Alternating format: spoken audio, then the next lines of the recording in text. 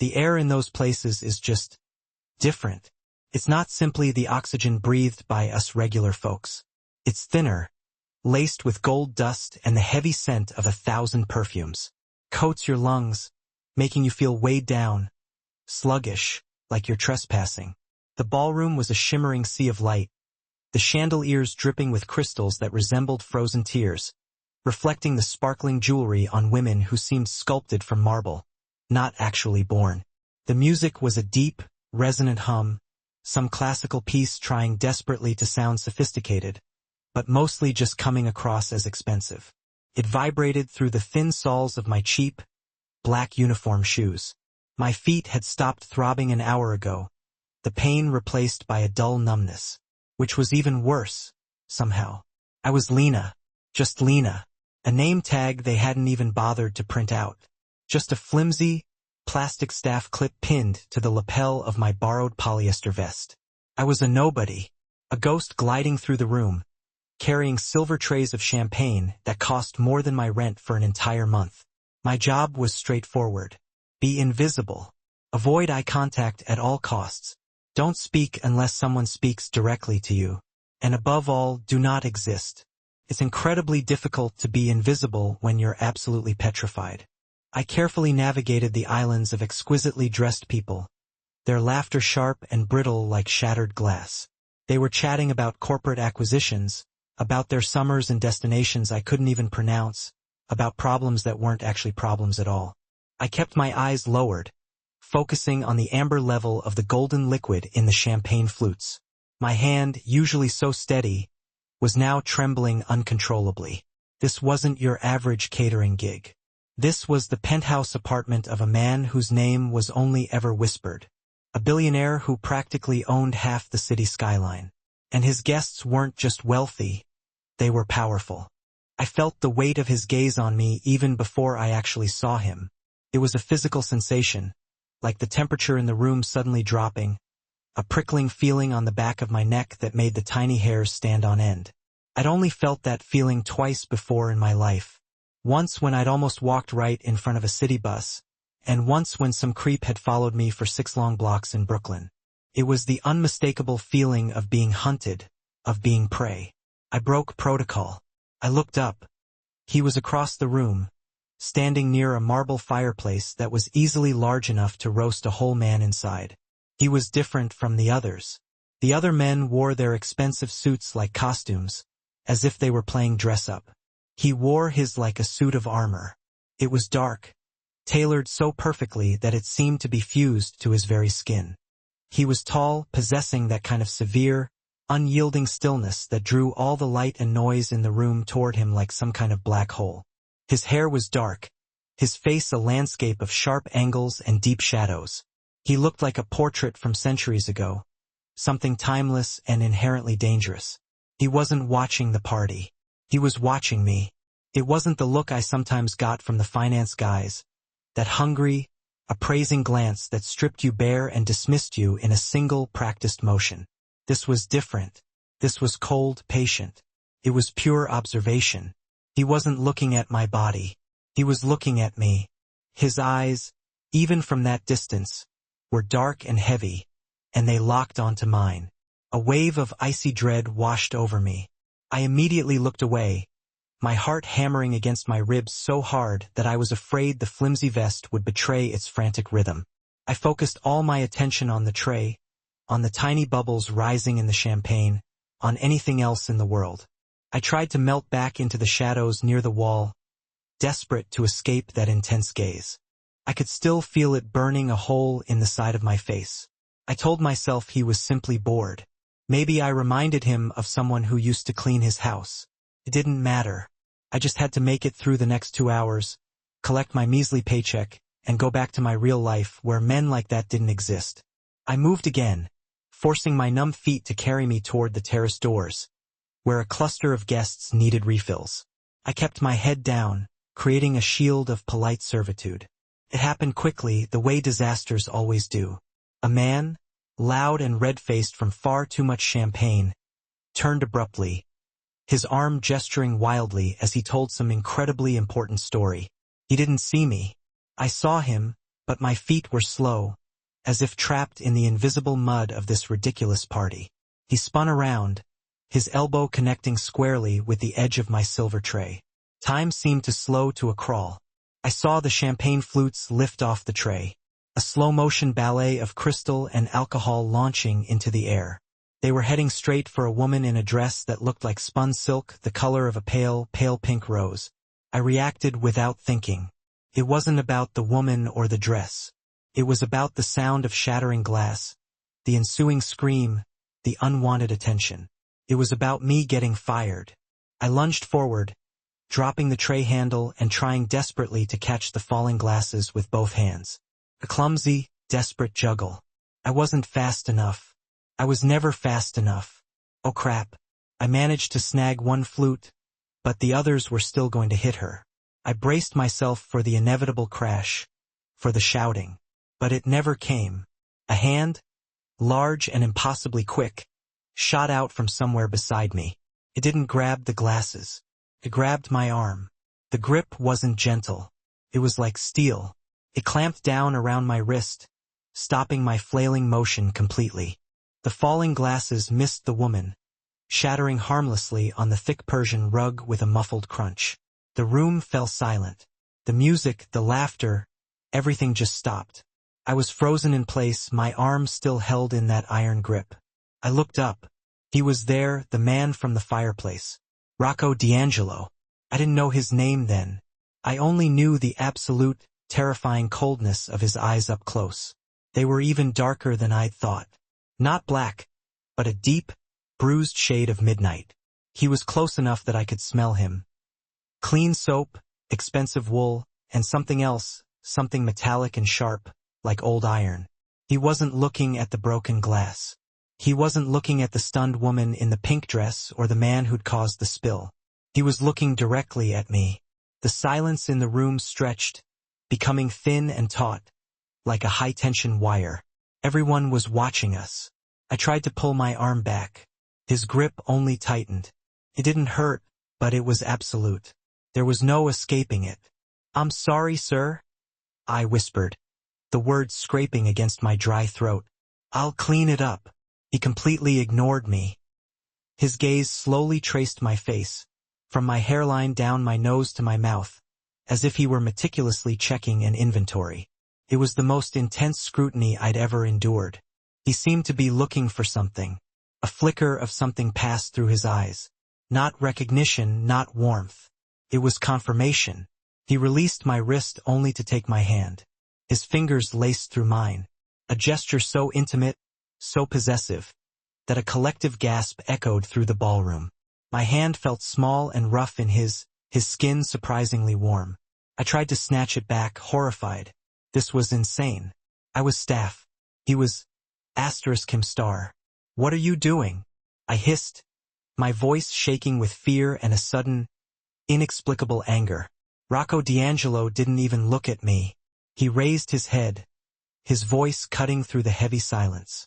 It wasn't loud, but it carried to every corner of the room, a low rumble of absolute authority. "You're late, wife." The world just stopped. I stared at him, dumbfounded.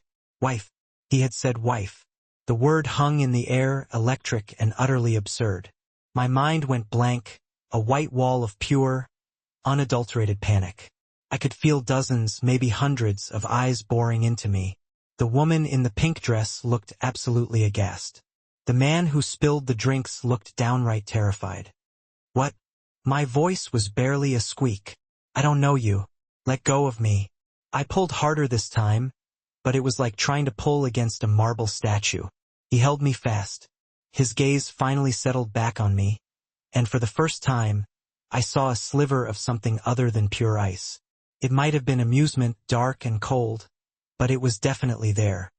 "You're making a scene," he murmured, his voice low and meant for me alone. "I'm making a scene?" I was shaking. The adrenaline from the near spill had been replaced by a roaring, deafening confusion. "You just called me your wife. I am the waitress." "Not anymore," he said simply. He tugged on my hand. It wasn't a request. It was a command. I stumbled forward, forced to follow him as he began to walk, not toward the exit, but toward the host of the party, who was watching us with a look of utter bewilderment. "Rocco?" the host started. A nervous smile plastered on his face. Rocco D'Angelo held up his free hand, silencing the billionaire with a single gesture. He didn't stop walking, pulling me along beside him.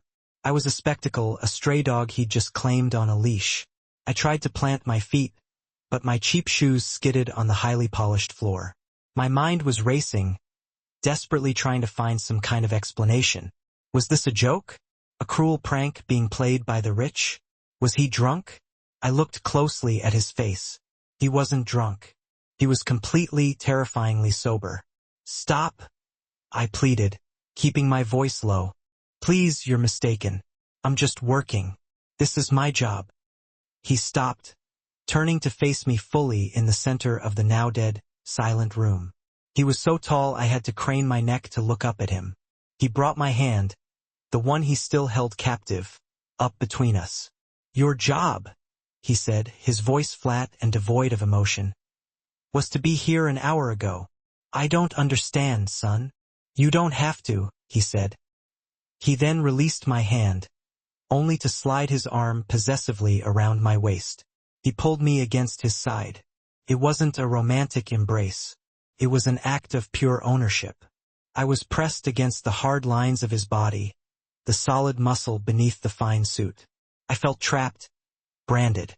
The stubbornness in me, the part of me that had survived Brooklyn, that had fought off creeps on the subway, that had never let anyone push me around, finally exploded. "Get your hands off me," I snarled, pushing against his chest. He didn't budge. He just watched me struggle for a second, his expression completely unreadable. Then he leaned down, his mouth so close to my ear that his breath was a warm shock against my skin. "You have two choices, Lena," he whispered, and the fact that he knew my name sent a fresh wave of ice through my veins. "You can walk out of here with me quietly right now, or I can have every door in this city locked, and you will walk out of here with me anyway. It makes no difference to me, but I am leaving and you are coming." His words weren't a threat. They were a statement of fact, as clear and cold as the diamonds glittering at the throats of the women staring at us. I looked around the room. No one moved. No one was going to help me in this world. He was the gravity, and everyone else just orbited around him. My fight evaporated, replaced by a cold, sharp dread. This wasn't a joke. This was real. I stopped pushing. I looked up into those dark, impossible eyes. "Who are you?" I whispered. A ghost of a smile touched his lips, but it didn't reach his eyes. He turned away from me, addressing the room again as he kept me pinned tightly to his side. "My apologies for the interruption," he announced. "My wife was detained." He turned, and this time he propelled me forward. I had no choice but to move with him, my numb feet stumbling to keep up with his long, confident strides. He walked me straight out of that ballroom, out of that life, and into his. I didn't look back. I just held on to the one thought I had left. Asterisk, this isn't happening. This has to be a nightmare. Asterisk, but the grip on my waist was real. The solid warmth of his body was real. And the terrified silence that followed us out the door was the most real thing I had ever known. The elevator doors slid shut, cutting off the suffocating silence of the ballroom. The gold-plated doors reflected a distorted version of us. Him, a dark, unmoving tower, and me, a small, rumpled mess pinned to his side.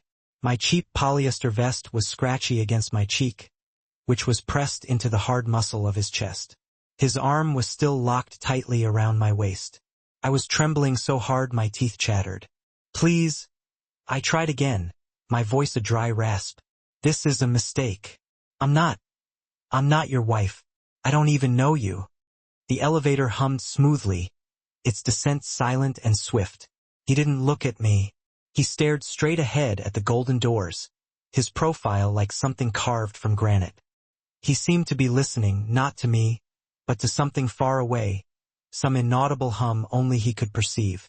"Your name is Lena," he stated. It wasn't a question. My blood ran cold. "How do you know my name?" "I know everything about you," he said, his voice a low, calm rumble that vibrated through his chest and into mine. I know you live at 417 Degger Street in Brooklyn, apartment 2B. I know your rent is $780 a month, and you're 2 weeks behind. I know you've worked for this catering company for 6 months, and before that you worked at the diner on Atlantic Avenue. I know you have no family. A choked sound escaped my throat. It was all true. Every single word. This wasn't a random abduction. It was a calculated, meticulously planned extraction. The panic that had been a roaring fire in my chest solidified into a solid block of ice. The elevator doors opened onto a private garage, all polished concrete and harsh fluorescent lights. There was one car waiting, a black sedan so large and dark it looked like a hearse. A man in a suit built like a refrigerator stood by the rear door. He didn't look surprised to see me. He simply opened the door. Rocco D'Angelo propelled me forward. I stumbled, my numb feet barely cooperating. "No," I said, a final, pathetic burst of defiance. I tried to dig my heels in. His arm tightened, lifting me slightly off the ground. "Don't fight me, Lena," he said, his voice still quiet, but with an edge like a razor. "It won't end well for you. Get in the car." He didn't wait for my compliance. He maneuvered me into the back seat, his body shielding mine from the view of the driver, and then slid in beside me. The car was cavernous, smelling of rich leather and that same cold, metallic scent I smelled on him. The door shut with a heavy, final thud. The driver got in, the partition slid up, and the car began to move, gliding silently up a ramp and out into the glittering chaos of the New York night. I scrambled away from him, pressing myself against the far door. My mind was a blank, screaming static. I stared out the window at the city lights blurring past, streaks of red and gold and white. They looked alien, like the lights of a city I had never seen before.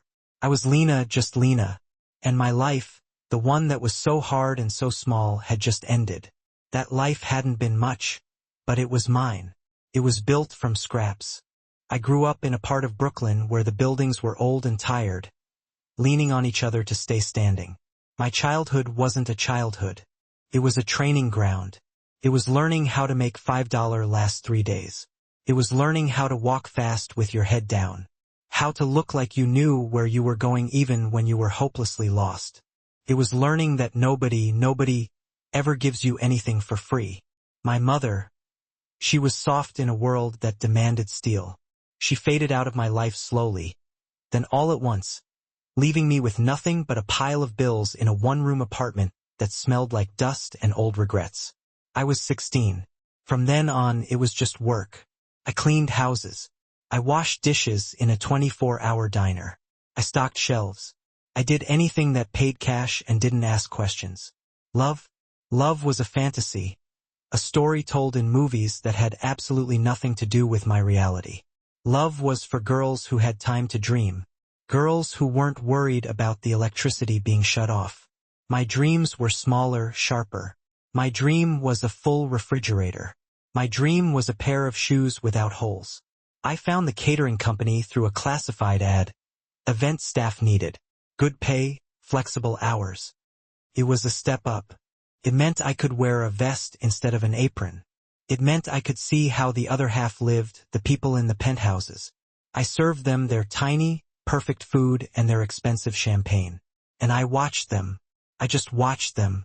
And I felt nothing but the vast, cold distance between their world and mine. I had no ambition to join them. I just wanted to take their money, go home, lock my 2 deadbolts, and sleep for a few hours before I had to do it all again. That was my plan. Survive. That was all. And now this. I looked at the man beside me, and he was sitting perfectly still, looking out his own window as if he were on a casual drive. "Who are you?" I asked again, my voice stronger now. The ice in my chest was slowly turning into a slow, cold anger. "What do you want?" He turned his head slowly. His face was all shadows in the dim light of the car. "My name is Rocco D'Angelo." The name meant absolutely nothing to me. It was just a name, Italian, elegant. It didn't explain anything he was doing. He must have seen the lack of recognition in my eyes. A small, dry smile touched his lips. You don't read the right papers, Lena. Oh, I don't read any papers, I said, my voice sharp. I work. Or I did. You probably got me fired. You won't be working for them again, he said, as if stating the obvious. You can't just take me, I said, my voice rising. This is kidnapping. I'll scream. Go ahead, he said, his voice completely calm. The car is soundproof. The glass is 3 inches thick. No one will hear you. I stared at him, my bluff completely called. He wasn't lying. The silence in the car was absolute. The city noise just a distant, invisible hum. Why? I finally whispered. Why me? What did I do? You did nothing, he said. He turned to face me more fully, his large body shifting on the leather seat. This isn't about something you did. It's about who you are. I'm nobody, I spat out. You just proved it. You know I have nothing. I'm a waitress.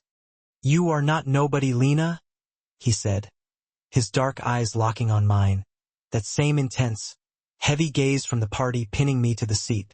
You are the key. The key to what? He didn't answer. He just watched me with that same chilling look of confirmation. The world D'Angelo lived in wasn't the one I saw from the sidewalk.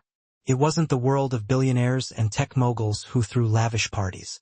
His was an older world, a darker one. His power didn't come from the stock market. It came from blood, from history, from fear. He was the head of the D'Angelo family, a name that made politicians nervous and police captains look the other way.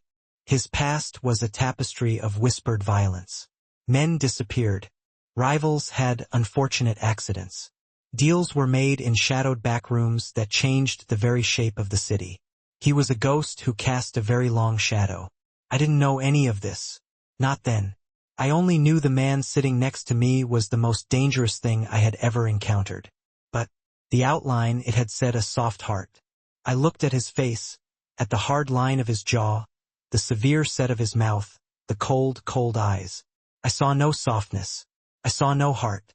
I saw a predator. Where are you taking me? I asked, my voice flat. The fight had gone out of me, replaced by a dreadful, weary curiosity. To my home, he said. That's not my home, I said. My home is in Brooklyn. No, he said, and his voice was so certain it terrified me. Your home is with me now. The car was moving downtown, past the bright lights of Midtown toward the older, darker parts of the city. We drove for what felt like an hour in total silence. I watched the neighborhoods change from glass towers to brick warehouses until, finally, we pulled up to a massive steel gate. It slid open without a sound, and the car drove into a courtyard surrounded by a high stone wall. He was taking me to a fortress. The driver started to open his door, but Rocco put a hand on my arm. Not a grip, just a touch, but it held me in place. Before we go inside, he said, you need to understand something. I waited. You will be safe here. No one can hurt you. I almost laughed. Asterisk, no one except you. Asterisk, you mean? His eyes hardened. I will not hurt you, Lena. I'm doing this to protect you. Protect me, I said, my voice shaking with bitter irony. Protect me from what? From earning my own living? From my empty apartment? I was fine. You were not fine, Lena, he said, and you were not safe. You just didn't know it. He got out of the car and came around to my side, opening the door. He held out his hand. I stared at it. It was the hand that had gripped my wrist, the hand that had claimed me. And what if I don't want to be safe? I asked, ignoring his hand and sliding out on my own. I stood up, my back straight. I was still in my stupid vest, my hair falling out of its bun. I felt small, but I wouldn't let him see me break. He looked down at me, his face unreadable in the dim light of the courtyard. It doesn't matter what you want, he said, his voice soft, almost gentle, which was somehow more terrifying than his anger. You are here and you are mine. He turned and walked toward the massive front doors of the house, not looking back. He knew I would follow. Where else could I go? I was trapped. I was in the heart of a world I didn't even know existed. claimed by a man who was practically a walking shadow. And as I took that first step to follow him into that fortress, a single, chilling question echoed in my mind. He had called me his wife. He had called me the key. What exactly did he want me to unlock? And what in the world was going to happen to me when he was finished? I was in his world now, that was for sure. And I knew, with a certainty that settled deep in my bones, that ghosts in this world didn't get to leave. The house was a fortress, no doubt about it, but it was also a cage. A very beautiful cage at that. It had been 4 days. For long days since Rocco D'Angelo had ripped me right out of that ballroom, snatched me away from my entire life. For days of suffocating silence and ridiculously gilded surfaces. My polyester vest was long gone, replaced by clothes I had found hanging in a closet that was the size of my entire Brooklyn apartment. Silk and cashmere things, soft against my skin, but they felt like a costume, nothing more. I was still Lena, the waitress, just dressed up in someone else's skin. He gave me the run of the house, which felt like some kind of sick joke. The house was enormous. A maze of dark wood, heavy furniture, and thick rugs that swallowed every single sound.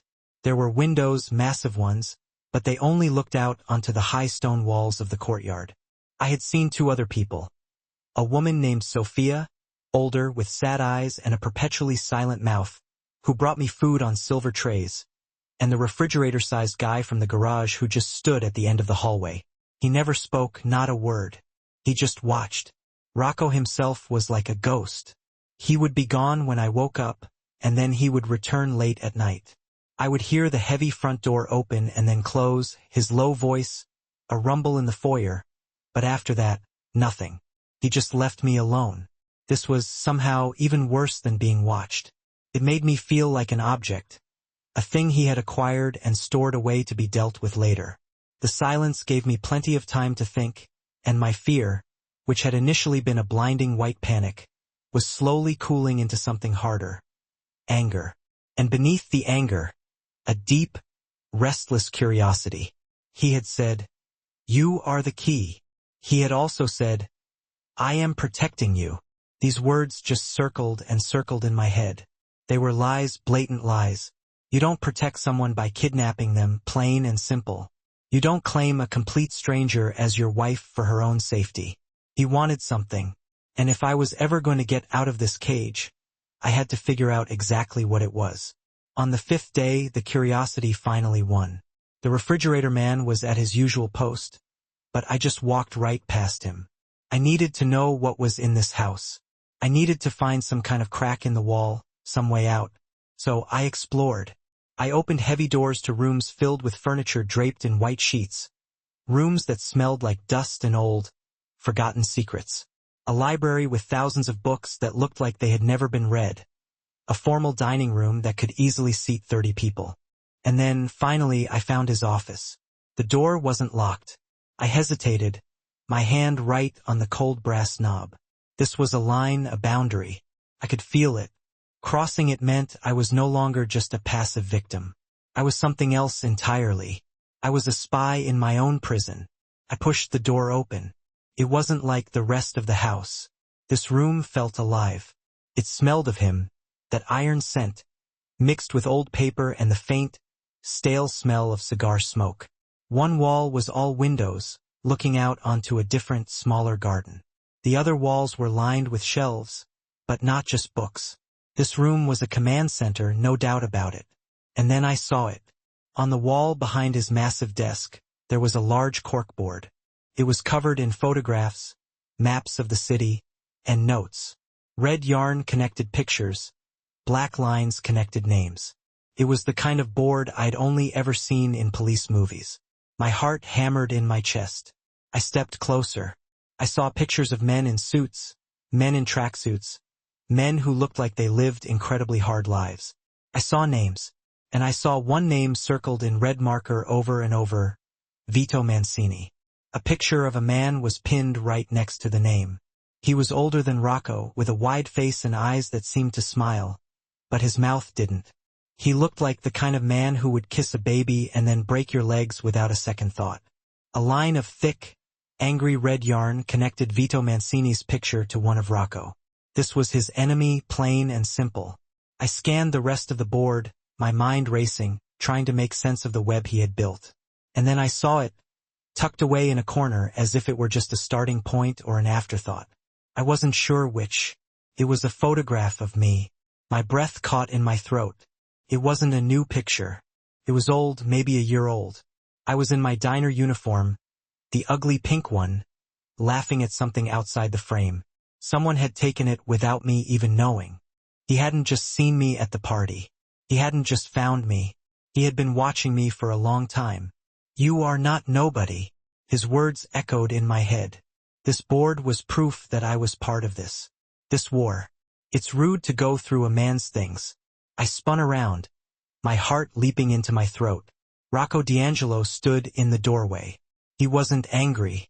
He was perfectly, terrifyingly calm, which was so much worse. He was wearing a dark suit, his tie loosened. He looked tired, worn down. "Who is Vito Mancini?" I asked. My voice didn't shake.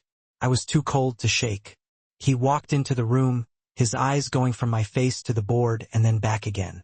He stood in front of the picture of the smiling man. "He is a problem," Rocco said. "He is your enemy," I stated.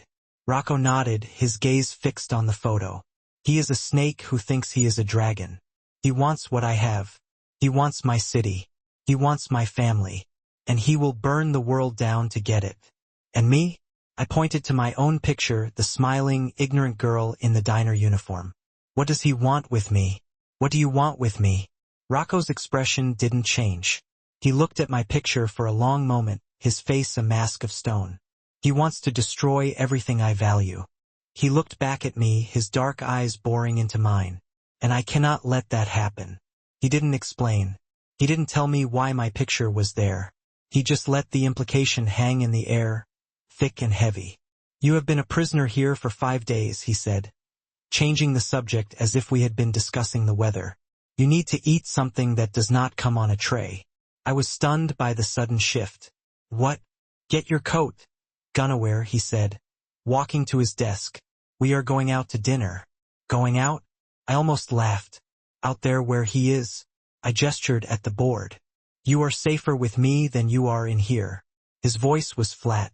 "He knows I have a guest. He does not know who. He is watching this house.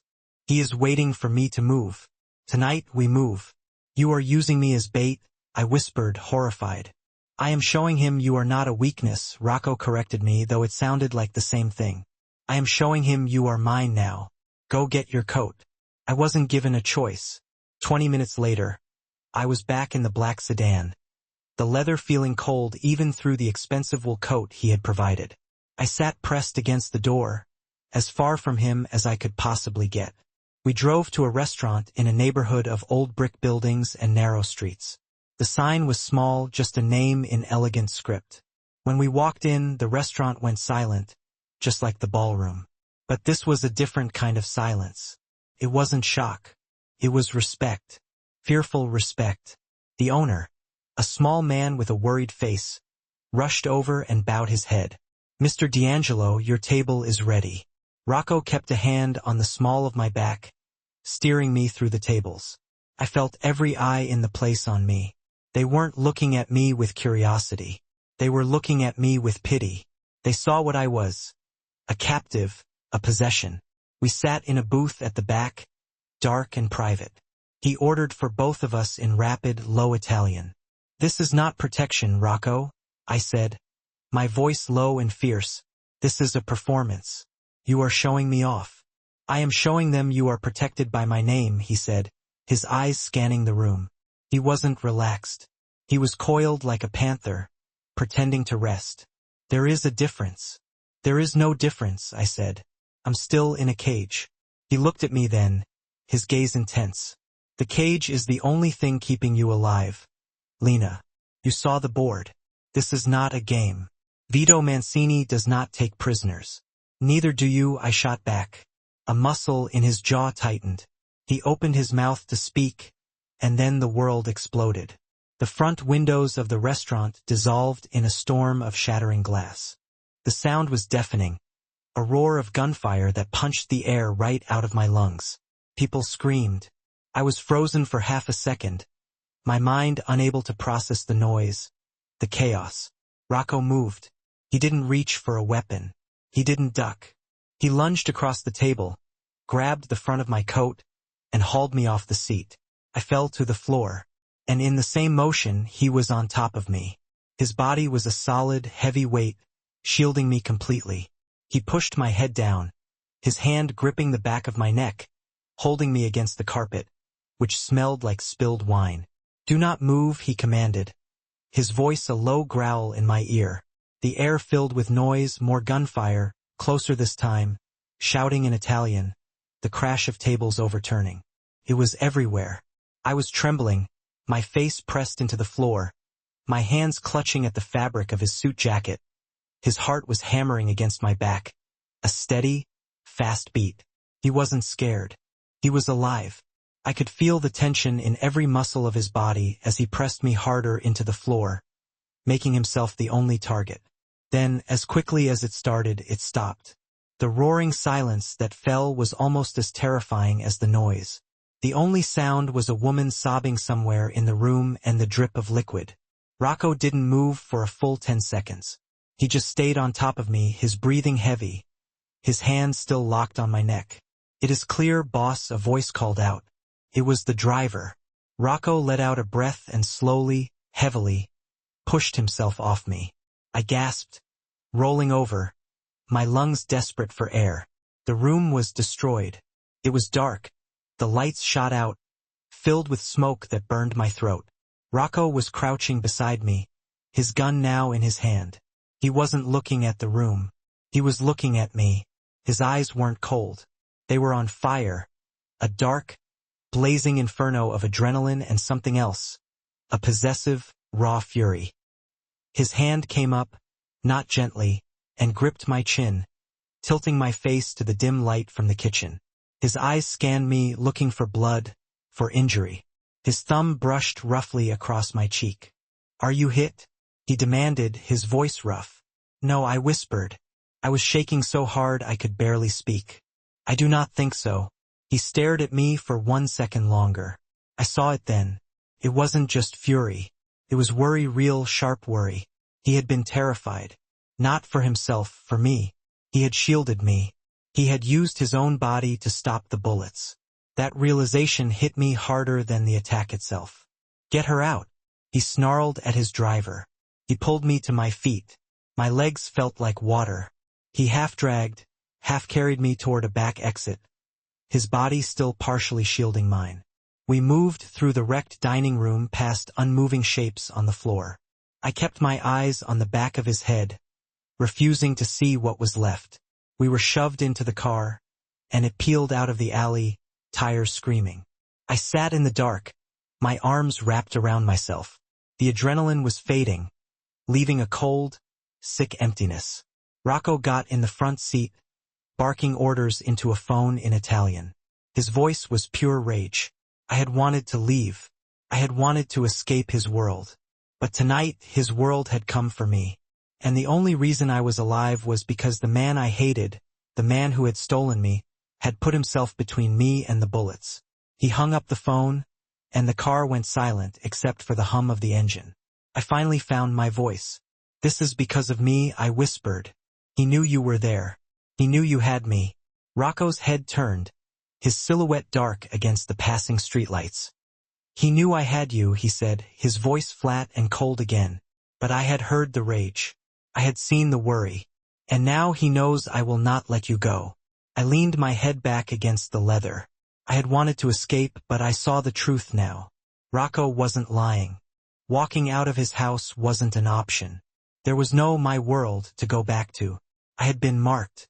And the most terrifying part, the part that made my stomach twist and my hands shake when his body had covered mine in that moment of pure terror. I had felt it. The one thing I hadn't felt in my entire life. Safe. The ride back to the fortress was silent. But it was a new kind of silence. It wasn't the cold, empty silence of my first few days. It was a thick, heavy silence, charged with the gunpowder and adrenaline of what had just happened. I didn't huddle against the door this time. I just sat and watched the city lights flash over Rocco's face in the front seat. He was a dark, brooding shape, his rage a palpable thing radiating from the set of his shoulders. He had saved my life. He had thrown his body over mine. That fact was a hard, uncomfortable stone in my gut. Hating him had been simple. He was the kidnapper, the monster, the cage builder. But the man who had shielded me, his heart hammering against my back, wasn't simple at all. He was something else, something more terrifying. He was a man who protected what was his, and he had declared in front of the entire world that I was his. We swept back through the steel gates. This time, I wasn't a terrified captive being dragged inside. I was a survivor walking in on my own 2 feet, my mind sharp and cold. The house felt different. It was no longer just a prison. It was the only safe place in a city that was trying to kill me. Rocco didn't speak. He stormed past me, shrugging out of his suit jacket. There was a rip in the shoulder, a long tear where a bullet or shrapnel had grazed the fabric. My breath hitched. He had been that close. He went straight to his office, his driver and 2 other men I had never seen before following him. The door shut, and I heard his voice, a low, angry bark of Italian. I was left alone in the massive foyer, my hands still shaking. Sophia, the quiet housekeeper, appeared from the shadows. She looked at me, her sad eyes taking in my disheveled state, the smoke in my hair. She didn't say a word. She just gestured for me to follow. She led me upstairs to a different room, a suite even larger than the first. A fire was already burning in the fireplace, and a deep tub was steaming in the adjoining bathroom. "You should bathe," she said, her voice a soft, accented whisper. "There are clothes." I nodded, numb. I locked the door behind her, a useless gesture, I knew, and stripped off the expensive, smoke-stained clothes. I looked at myself in the mirror. I was pale, my eyes huge and dark, my lips swollen where I had bitten them. I looked like a victim. I sank into the hot water, and the trembling finally stopped. I replayed the attack, the glass, the noise, and Rocco's weight on me. He hadn't hesitated, not for a second. He'd tell this wasn't a game. This was a war. And Vito Mancini, the smiling man from the photograph, wasn't just Rocco's enemy. He was mine now, too. I had been drawn into his world, not gradually, but in a single violent shove. My old life, the one I had been mourning, the life of a waitress struggling for rent, it was gone. It had burned away in that restaurant. The life I had now was one of high stone walls, silent housekeepers, and men who shielded you from bullets. Over the next few weeks, the house changed. It was no longer a quiet prison. It was a command center. Men came and went at all hours, dark-suited and grim-faced. The silence was gone, replaced by the constant low hum of a machine at war. And my role changed. Rocco didn't leave me alone anymore. He would be in his office, the door open. When I walked by, he would look up. "Sit," he would say. It wasn't a request. I would sit on the leather sofa watching him. He worked the phones. He studied maps. He gave orders. He never explained what he was doing. He just let me be there. He let me listen. First, I understood nothing. It was a tangle of names and places. But I was a quick study. I had survived Brooklyn. This was just a different kind of street. I started to connect the dots, to understand the flow of his business, the territories, the allegiances. I learned the names of his capos, his top soldiers. And I learned the name of the main threat, Vito Mancini. The attacks became more frequent, not on us. I didn't leave the house again, but on his operations. A warehouse torched, a shipment hijacked, a man who worked for him found in the river. Each time, Rocco's anger would settle deeper, colder. "Why do you let me hear this?" I asked him one night. He was standing by the window, looking out at the dark garden, a glass of something amber in his hand. "You wanted to know who I was," he said, not turning. "This is who I am." "You are a general," I said. He turned his head, his eyes glinting in the dim light. "I am a king, and kings have to protect their territory." "And their queen?" I asked, the word tasting bitter on my tongue. "Is that what I am? The wife?" He set his glass down and walked toward me. He stopped just inches away, looking down at me on the sofa. Vito attacked that restaurant because he thought you were my woman. He thought you were a weakness, a piece of leverage. And was he right? He was wrong, Rocco said, his voice low. He thought I would trade something for you. He didn't understand. I do not trade for what is mine. I just destroy the man who tried to take it. He was close, too close. I could feel the heat radiating from his body. I could smell the whiskey on his breath. My heart wasn't hammering with fear. It was a different rhythm, something slow and heavy. So, I am just a symbol, I said, a piece in your game. You were, he said. His hand came up, but he didn't touch me. His fingers hovered near my face. Now you are a problem for him. He showed his hand. He wants you. That makes you valuable. That makes you dangerous. I started to learn. I wasn't just an observer. I began to speak. That man, I said one afternoon, pointing to a photo on his warboard. A new face. He was at the party. Rocco looked up from his desk, his focus sharp. Where? By the terrace. He was talking to the host. But he was watching you. Rocco stared at me. You are certain? I am a waitress, I said. It is my job to notice people who aren't eating or drinking. He was working just like me. Rocco made a phone call. His voice was low, fast. He hung up and looked at me, his expression unreadable. You have good eyes. The man from the party was one of Mancini's. He had been a spy inside the billionaire's home. Rocco's men picked him up 2 hours later. I had become a part of it. I wasn't just a prisoner. I was useful. I was a strategic partner. I also began to see the man under the armor. He was brutal, yes, he was ruthless, but he wasn't a monster without cause. I saw him with Sophia, the housekeeper. He spoke to her in gentle Italian and asked about her son. I saw him with his men. He was hard on them, but he was loyal. He had rules, an old, dark code. He was still my jailer. I was still trapped. The stone walls were still there, but the lines were blurring. My fear of him was being replaced by a complex, terrifying understanding. One night the house was quiet, too quiet. Rocco was on edge. He had been expecting a call, a check-in from a team moving a large amount of money. The call was an hour late. Something is wrong, he said, pacing his office. Where were they supposed to be? I asked. He pointed to a spot on the map, a warehouse district near the docks. It is a trap, Rocco, I said, standing up. I know, he snapped. No, you don't, I said, walking to the board. Vito knows you are loyal. He knows you will go yourself if your men are in trouble. He's not hitting your men. He's waiting for you. Rocco stopped pacing. He looked at me. How do you know that? Because it is what I would do, I said. You are the king. You cut the head off the snake. You've been hitting his operations and he's hitting yours. The phone rang. It was his driver. Boss, we have a situation. The team's gone dark. Rocco grabbed his keys. I'm on my way. No, I said, grabbing his arm. It was the first time I had touched him voluntarily. His arm was like a steel cable. He froze, looking down at my hand on his suit. Don't go, I pleaded. Send someone else. Why send everyone else but not go myself? Where is he? He's waiting for you. I can feel it. They're my men, he said, his voice flat.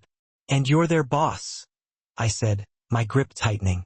If you go, you won't come back. And Vito wins. He gets your city. He gets me. That stopped him. The word me hung in the air. He stared into my eyes, and I saw a war happening behind them. His duty, his anger, and something else. What do you suggest, Lena? He asked, his voice quiet. He's waiting for you at the warehouse, I said, my mind racing. So don't go to the warehouse. He's pulled his best men for this trap. That means his other properties are vulnerable. Find his home. Find where he sleeps. While he's waiting for you in the dark, you burn his house down. The silence in the room was absolute. Rocco's dark eyes searched my face, not as a captor, but as an equal. He was seeing me, truly seeing me. For the first time, the girl from the diner. The key. A slow, dangerous smile touched his lips. It was the first real smile I had ever seen from him. It transformed his face. making him look younger and 1,000 times more dangerous. He let go of his keys and picked up the phone. He didn't call his men. He called a number I didn't recognize. "Tony," he said, his voice pure ice. "Change of plans. We're not going to the docks. I want every man we have. We're going to Mancini's." He hung up and looked at me. My hand was still on his arm. "You're not a waitress, Lena," he said, his voice a low rumble. He covered my hand with his large, warm grip swallowing mine. "You're a queen." I pulled my hand back, a cold shiver running through me. I had done it. I had saved him. I had influenced him. But as I watched him shrug on his coat, check his weapon, and walk out that door, a cold dread settled over me. I hadn't just saved him. I had just become a willing player in his war. I had just helped him plan an attack. I wasn't his prisoner anymore. I was his accomplice, and I wasn't sure which one was worse. The heavy front door boomed shut, and the silence that fell was the loudest sound I had ever heard. It wasn't the quiet of peace. It was the suffocating, heavy vacuum left behind by a man who had just gone to war. I stood in the foyer, my hands still tingling from where his had covered mine. I had sent him. I had given him the plan. Burn his house down. My words, my strategy. I walked back to his office, the war room. Felt like my room now. The big leather chair still held the faint warmth of his body. I sat in it, staring at the corkboard. Vito Mancini, Tony, the docks, the warehouse. A cold, sick feeling began to creep up my spine. It was too simple. Vito Mancini was a snake. Rocco had said he had been one step ahead of Rocco for months. He had set the trap at the restaurant. He had set the trap at the warehouse. Why would he be stupid enough to leave his own home vulnerable while he waited at the docks?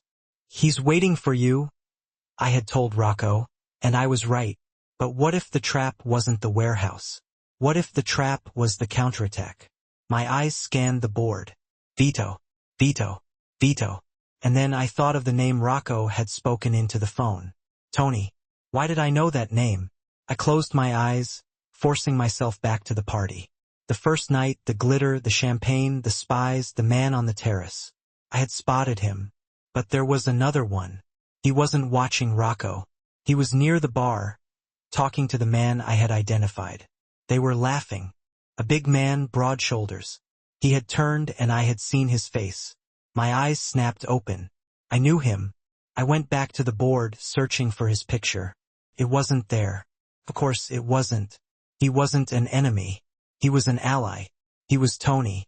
The man Rocco had called, the man he was with right now. "He's a snake who thinks he's a dragon," Rocco had said of Vito. But what if there were two snakes? The trap at the warehouse wasn't a failure. It was a test. Vito and Tony wanted to see if Rocco would come. He hadn't. I had stopped him. So they set a new trap, a better one I had helped them build. They knew Rocco's men were hit. They knew he was angry. They wanted him to retaliate. They had left a trail of breadcrumbs, making it look like Vito was waiting at the docks, leaving his home undefended. And Tony, his trusted brother, was leading him right into the slaughter. "Oh my God!" I whispered. I grabbed the desk phone. I didn't know anyone's number. I dialed 0. Sophia answered. "Get me Marco," I said, my voice sharp. "Marco, the driver, the refrigerator." "He's not here, Senora," she said.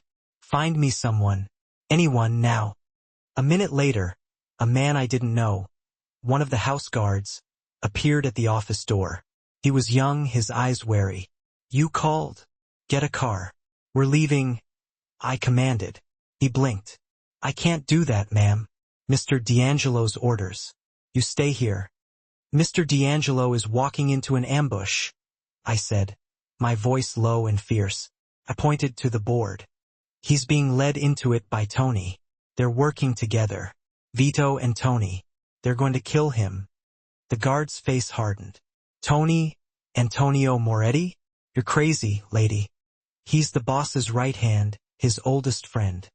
"He's a traitor," I shouted. "Think about the restaurant, the warehouse.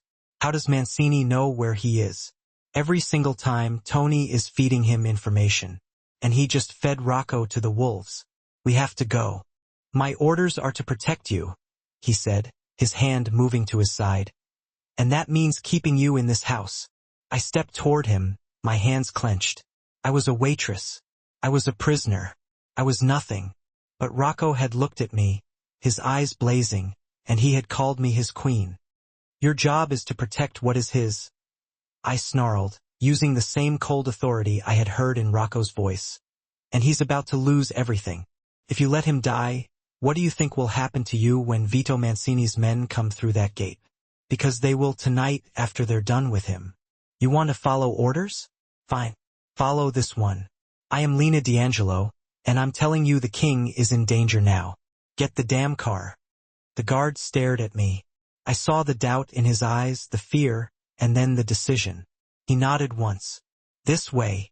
We ran. We took the same black sedan I had been dragged into weeks ago. The city flew by in a blur of panic.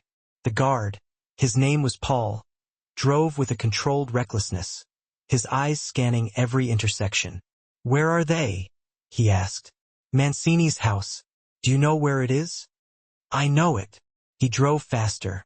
My heart was a cold, hard knot in my chest. I wasn't afraid of the gunfire. I wasn't afraid of Vito Mancini. I was afraid of being too late. I was afraid of the silence that would follow. We screeched to a halt a block away from a large, walled compound, just like Rocco's. But here the silence was wrong. It was broken by the sharp, contained pop-pop of gunfire. It's already started, Paul said, his face grim. He drew his weapon. Stay here. Lock the doors. No, I said, getting out of the car. Ma'am, I can't protect you in there. I'm not here to be protected, I said, and I started to run toward the gate. It was open. A dark sedan was parked halfway through, its doors open, 2 bodies on the ground beside it. Rocco's men. Paul cursed and ran after me, grabbing my arm. Get behind me. We moved through the courtyard. It was a war zone. Bodies were everywhere, men from both families. The air was thick with smoke and the smell of cordite. The main house was dark, but flashes of gunfire lit the windows. Rocco! I screamed when, get down. Paul tackled me, pulling me behind a large stone fountain. A spray of bullets stitched the air where I had been standing. We can't stay here, Paul hissed, reloading. I looked past him. The firefight was concentrated on the front steps.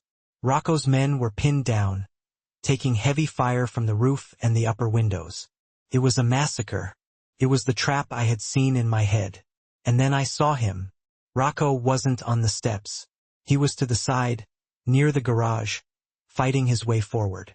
He was with 3 other men, and one of them was Tony. They were moving from cover to cover, a tight, professional unit. But I watched Tony. He fired into the windows, but his shots were wide. He wasn't trying to hit anyone. He was just making noise. There. I pointed. It's Rocco. Paul looked. The boss is fine. He's with Tony. We have to go. No, I said, my eyes locked on the scene. Watch him. Watch Tony. As I said it, a new figure appeared in the doorway of the house, shielded by 2 men. He was older with a wide, smiling face. Vito Mancini. He raised a hand, a signal. The men firing on Rocco's team on the steps suddenly concentrated their fire on Rocco himself. He and his men were instantly pinned down behind a low wall. Rocco returned fire. Beside him, Tony ducked, fumbling with his gun. I'm out, he yelled to Rocco. Rocco nodded, not looking, firing his last shots to cover him. Fall back to the car. Rocco turned his back on Tony to reload. This was it. Tony didn't pull a new magazine. He pulled a different gun, a small one from his ankle. He raised it, aiming not at the house, but at the center of Rocco's back. I didn't think. I didn't plan. I just moved. I broke cover. I ran from behind the fountain, straight into the open, killing ground of the courtyard. Paul screamed my name. Rocco! I shrieked. He turned, his head snapping toward my voice. He saw me, and his eyes widened, not in recognition, but in pure animal fury that I would be so stupid. "Get back," he roared. "Tony!" I screamed, pointing. "He's the traitor. It's Tony." Time stopped. Rocco's head turned from me to Tony. He saw the gun. He saw the betrayal in his friend's eyes. Tony's face contorted in rage. He had been seen. He shifted his aim from Rocco to me. He never fired. Rocco moved faster than I thought a man could move. He didn't go for his own gun. He closed the distance in one step and drove his shoulder into Tony's chest, slamming him against the garage wall. The gun fired, the bullet going wild. I heard a thud, a sick, wet sound, and then another. Rocco wasn't a king. He was a butcher. I stood frozen, my chest heaving. Vito Mancini, standing on the porch, was staring at me. His trap was broken. His inside man was gone. And he was looking at me, the waitress, the ghost in the machine. His smile faded. He turned and ran back into the house. "He's getting away," I yelled. Rocco didn't hear me. He was still standing over what was left of Tony. His rage was a black hole, pulling everything in. Paul was grabbing me. "We have to go now, Lena." "No," I said, pulling away from him. "He's getting away." Vito was running out a side door, heading for a car parked in the alley. I wasn't a killer. I wasn't a soldier, but I was the queen. I ran not toward the fight, but toward the gate. The gate he had come through. The gate he thought was his escape. I saw the guard post, a small brick box inside the wall. The door was open, the guard dead. I slid inside, my hands searching the panel. It was just like Rocco's, a big red button labeled gate. I slammed my palm onto it. A loud alarm blared, and the massive wrought iron gates began to groan, sliding shut. Vito Mancini heard it. He stopped, his hand on his car door. He turned and saw me in the guard booth. His face, even from 50 yards away, was a mask of pure, unadulterated hatred. He raised his gun. I ducked as the glass of the booth exploded above my head. Another shot, and then another, and then silence. I peeked up. Vito was still standing there, but his gun was pointed at the ground. He was looking at Rocco, who was walking calmly across the courtyard toward him, tossing his empty weapon aside. The war was over. Rocco didn't even look at his defeated enemy. He walked right past him. He walked to the guard booth, his face covered in shadow and blood, Tony's blood. He stopped in front of me. I was shaking, my knees giving out. I slid to the floor of the booth, my back against the wall. Rocco just stood there, breathing heavily, and he looked at me, his chest rising and falling. He looked at the shattered glass. He looked at the closed gate. Then his eyes, dark and blazing, settled on mine. He didn't say thank you. He didn't ask if I was okay. He just stared at me, and I saw everything in that look. The fury, the shock, the betrayal he had just suffered, and a new, terrifying, all-consuming realization. I hadn't just saved his life. I had saved his kingdom. I had been the key just as he had said. And he knew in that moment that I was no longer his prisoner. I was his. The drive back was a void. There was no sound in the car but the engine. Paul drove, his knuckles white on the wheel. Rocco didn't sit in the front. He sat in the back with me. He didn't sit close, but his presence filled the space. A heavy, dark energy that smelled of smoke and blood. I stared out the window. The city was just lights, just blurs of color. None of it seemed real. The world I used to live in, the world of buses and streetlights and people walking home from bars, was a movie playing on a distant screen. My world was the smell of gunpowder and the sick, wet sound Rocco had made when he dealt with Tony. We swept through the gates of the fortress. They slid shut behind us with a heavy, final sound. Home. Rocco got out and he didn't offer me a hand. He just waited. I slid out after him, my legs feeling like they were made of wet sand. Sophia was in the foyer, her face pale, her hands twisting in her apron. She had clearly heard the news. She looked at Rocco, then at me, her eyes wide with a new, fearful respect.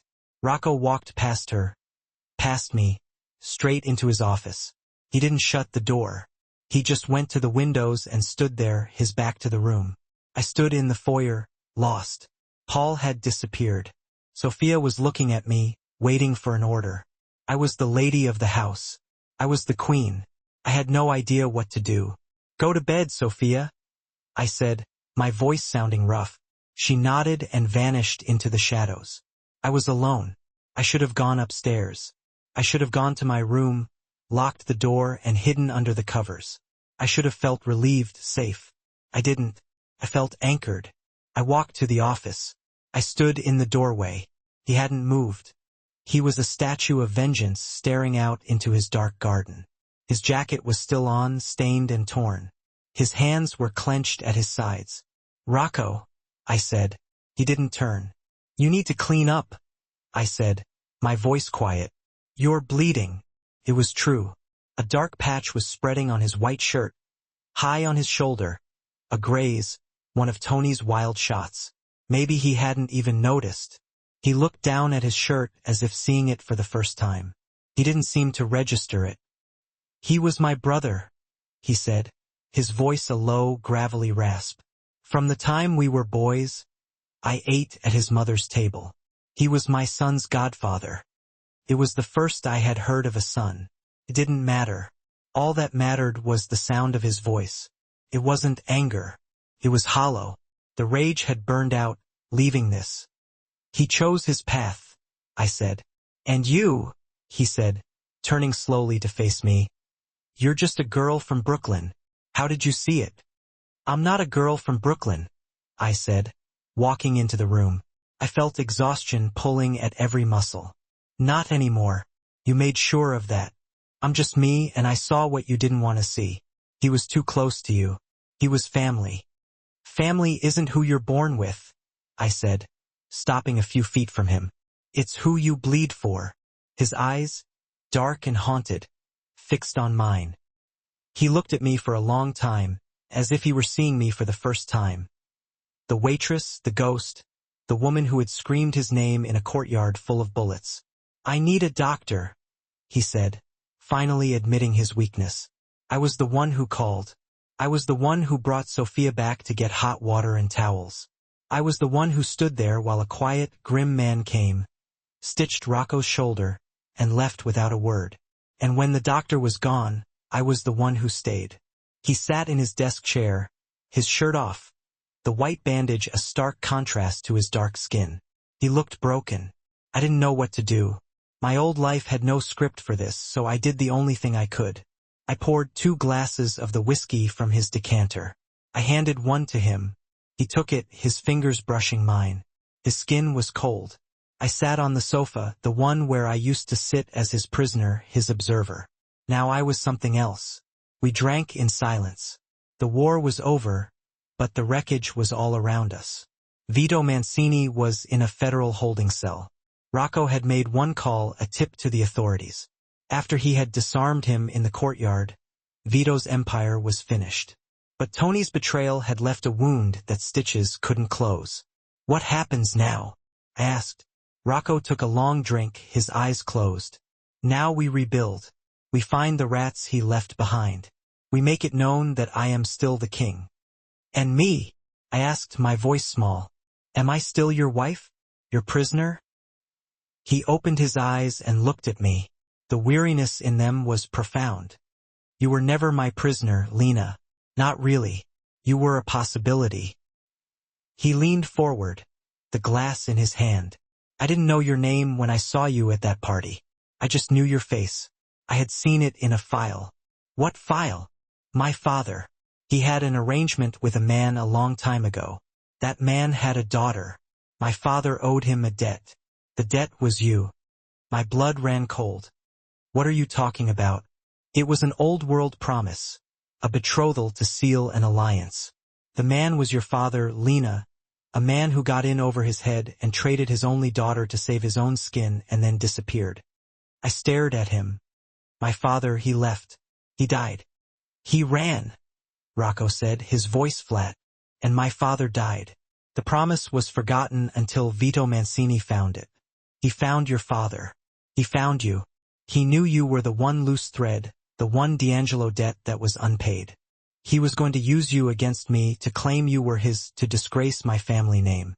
I couldn't let that happen. So you claimed me first? I whispered, the pieces clicking into place. The party, your late wife. It wasn't a kidnapping. It was an acquisition, a preemptive strike. I went to that party to find you, he admitted. To see who you were, to assess the threat. I was going to contain you, put you somewhere safe, out of his reach. But you didn't, I said. No, he said, his gaze intense. I didn't. I saw you and I changed the plan. You took me. You locked me up. I brought you home, he corrected me, his voice rough. It was the only way to protect you, and I didn't want to let you go. I looked down into my glass. The girl in the photograph, the key. It was all a lie. I wasn't a key. I was a pawn. A piece of property in a game that had started before I was born. So it was all a lie, I said, the words tasting like ash. The protection, keeping me close, calling me your queen. It was all just to keep your property out of another man's hands. I stood up, my hands shaking. The exhaustion was gone, replaced by a cold, sharp rage. I was a fool.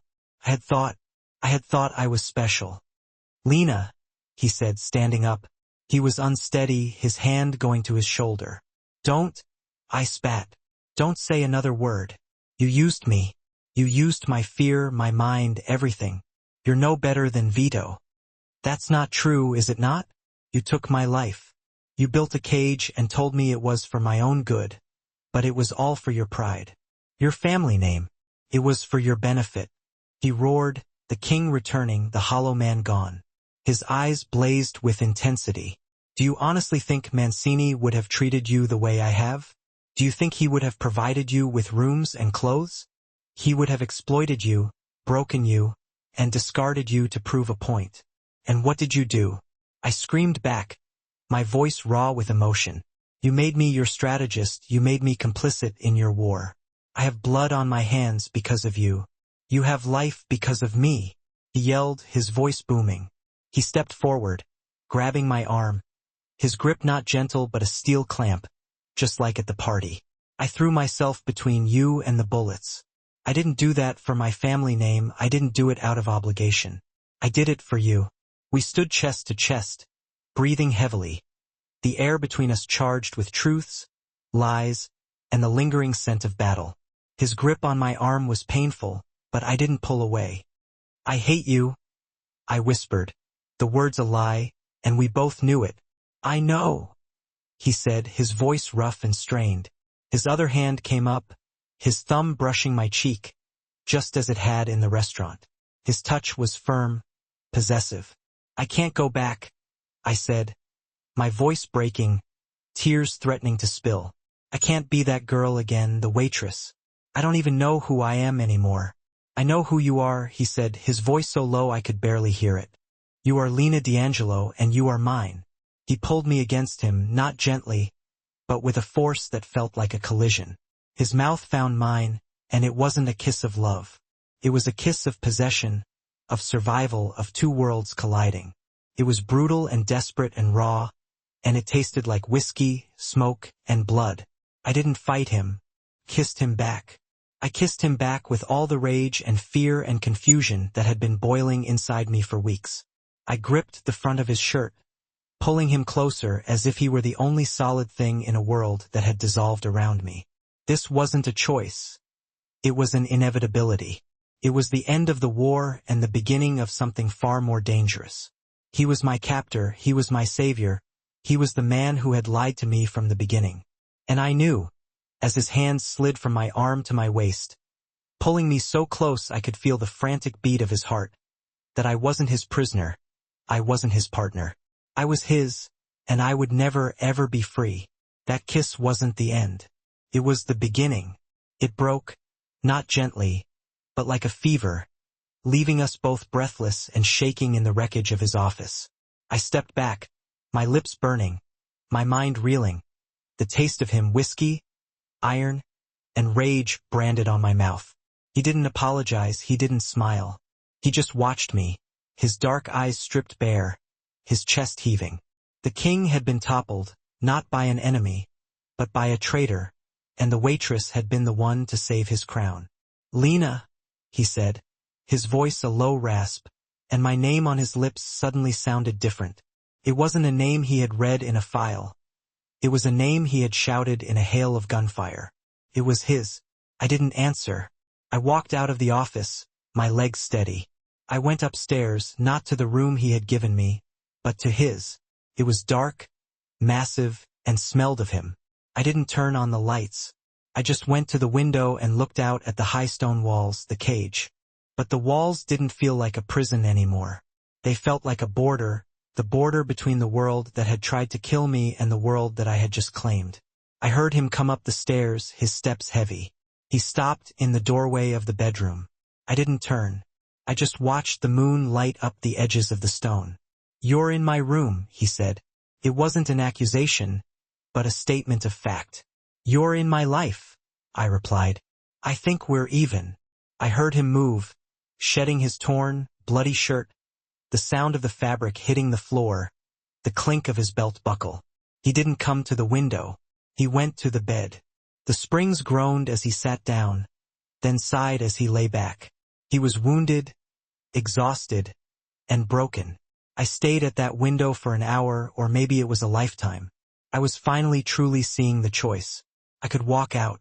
I could walk out that front gate and he wouldn't stop me, not now. It was too broken.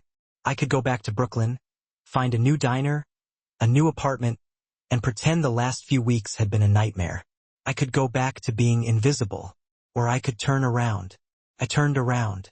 In the dim light from the window, I could see a shape on the bed.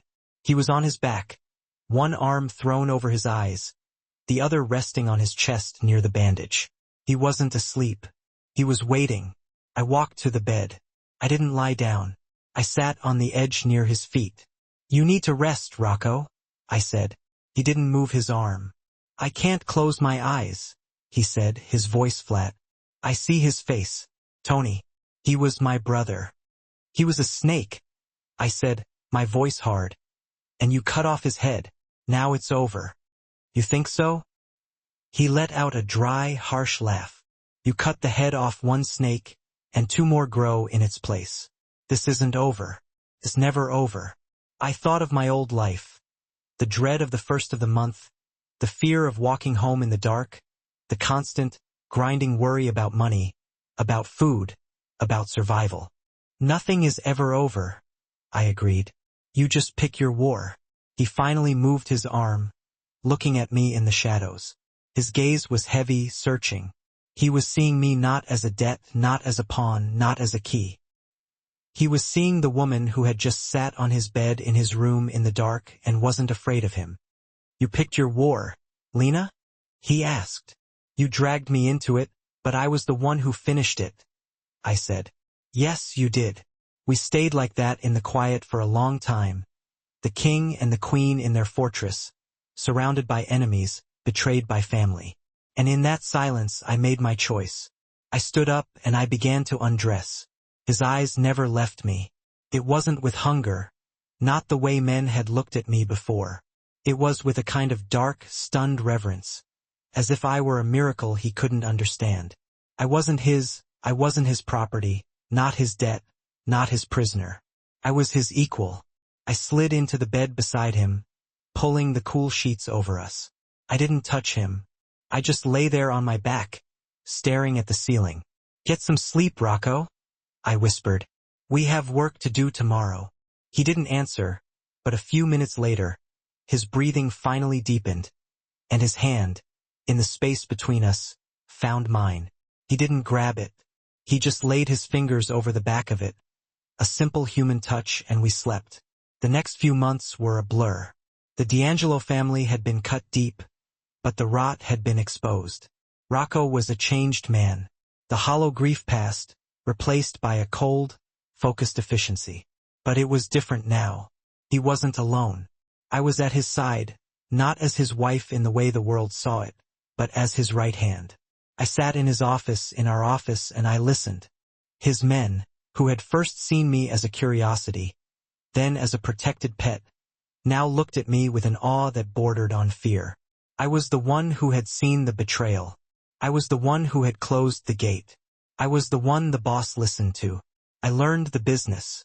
I learned the routes, the accounts, the names. My mind, which had been sharp enough to survive Brooklyn, was electric in this world. I saw patterns he missed. I saw the whispers of lies before they became threats. And Rocco, he changed. He started to share. He would sit with me late at night, not with whiskey but with coffee, and he would talk not about the violence but about the burden, the weight of all those lives, all that power. The betrayal had broken his trust in the men he had known his whole life, and he had, against all reason, placed that trust in me, the stranger, the waitress. You were right, Maddie said. One night, months later, we were in the office, but the warboard was gone, replaced with maps, charts, and balance sheets. It's never over. Another snake? I asked, looking over a ledger. A different kind, he said. He stood up and walked to a cabinet I had never seen him open. He unlocked it. Inside weren't guns or cash, but blueprints, rolled up tubes of architectural drawings. He pulled one out and spread it on the desk, weighing the corners down. I looked at it. It wasn't a fortress. It was a block of buildings, apartment buildings, a park, a community center. I looked at the title block, the Degra Project. My heart stopped. For 17 Degra Street, my old apartment, my old life. What is this? I whispered. A future, he said, his voice quiet. He looked at the blueprint. His eyes filled with a different kind of fire. Not rage, not passion. It was ambition, a cold, clean, burning ambition. I don't understand, I said. This is legitimate. It is, he said. Vito, Tony. They were small men. They wanted money, they wanted territory. They wanted to be the biggest rats in the sewer. He looked up at me. I'm tired of the sewer, Lena. He pulled out another blueprint. The docks, a new shipping terminal, a trade hub, all legitimate. This is the plan, he said, his voice so low I had to lean in. This is the real war. My father, his father, they built an empire of fear. It's all I've ever known, but it's built on sand. It rots from the inside. Tony proved that you can't trust an empire of criminals. So you're leaving? I asked, my mind reeling. Leaving? He laughed, a short, sharp sound. No, you don't leave. You don't just sell your properties and retire to Florida. That's a fantasy. The power is real, the money is real, the family is real. You don't leave it, you change it. He tapped the blueprint. You take the money from the streets and you wash it. You wash it so clean it sparkles. You buy the buildings that men like Vito let rot. You buy the politicians they had in their pocket. You buy the entire corrupt, broken system. You're not becoming legitimate, Rocco? I whispered, the scale of it dawning on me. You're buying the whole city. You're just doing it with contracts instead of guns. To build in this world, to really change things, he said, his hand resting on the plans. You need to own the foundations. The foundations are dirty, but what you build on top of them, that can be clean. He looked at me, his face open, vulnerable in a way I had never seen. This was his true secret, not his violence, his hope.